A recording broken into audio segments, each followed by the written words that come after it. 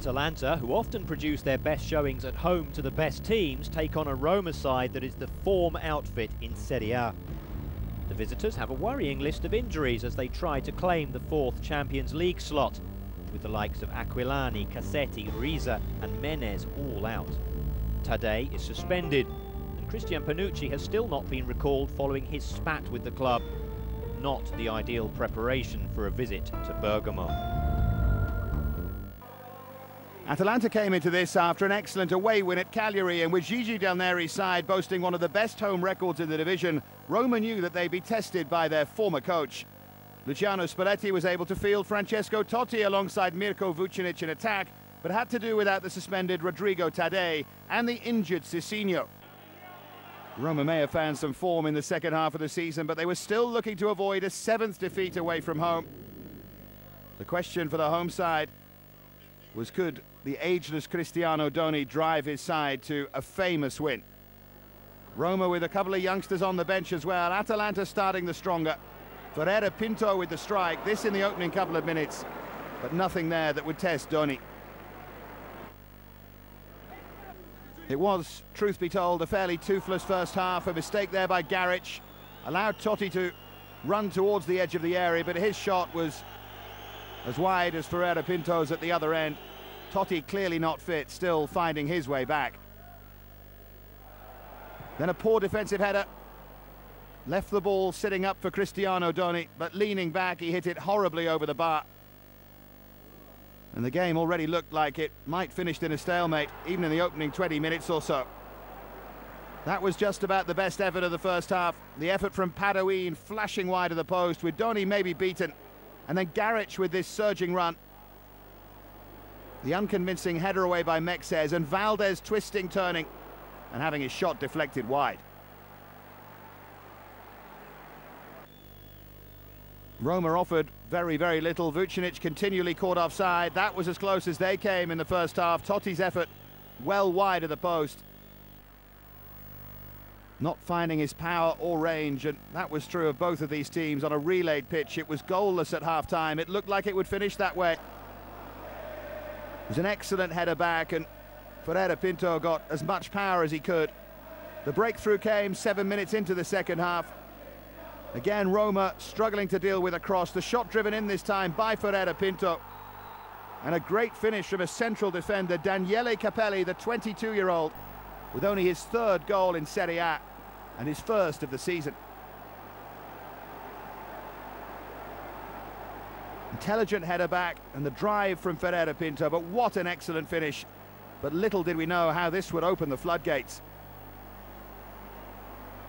It was an abject display from Roma, and Cristiano Doni, having scored twice against Inter Milan 4 weeks ago, turned on the style again.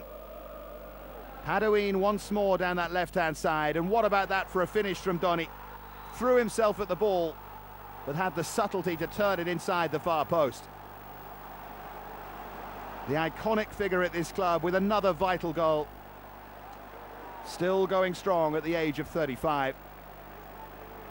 It's a very clever ball in, but that's a super finish. And Atalanta weren't finished there as Roma pushed forward and didn't seem to know quite what to do. They left themselves vulnerable to the counter-attack.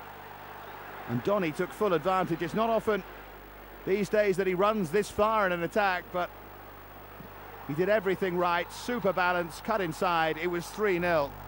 And that was the end of that. A mystifyingly poor performance from Roma. So good in the win over Genoa last week. So very, very poor here. You can watch and enjoy this again. A lovely finish from Doni. He knew he had Flockery in the middle, but he knew he didn't need him. And you ask the question, could Roma come back? But the answer always seemed to be no. I suppose they were a little bit better after going 3-0 down, but only a little bit. The effort blazed over by Perotta. And Atalanta without too much defending to do. Perotta once again. This was Roma's best effort. The new signing Marco Motta with the drive, but a good save from Consigli in goal in place of Ferdinando Coppola. Atalanta might have made it 4.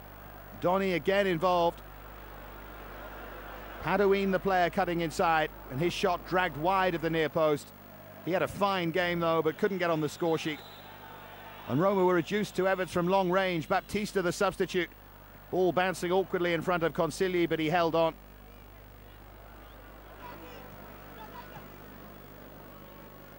And then Totti playing a delightful ball to Vucinic, but Vucinic had a poor game and blasted wide lazily of the near post. Ferreira Pinto, another who had a really good game in a blue and black shirt, hustled and bustled, and he drove his shot straight at Doni. But there was much more bite about Atalanta. And Roma at times didn't seem interested. Vucinic with a trademark run late on, but couldn't even grab a consolation or pick out Totti in the middle. And then, to rub salt in the wound, Perotta dismissed for that challenge. He'd already been booked, but he was shown a red card. So Spalletti's side humiliated and down to 10 men. It was a poor challenge from Perotta. The final whistle went. Roma with plenty of explaining to do. The final score, Atalanta 3, Roma 0.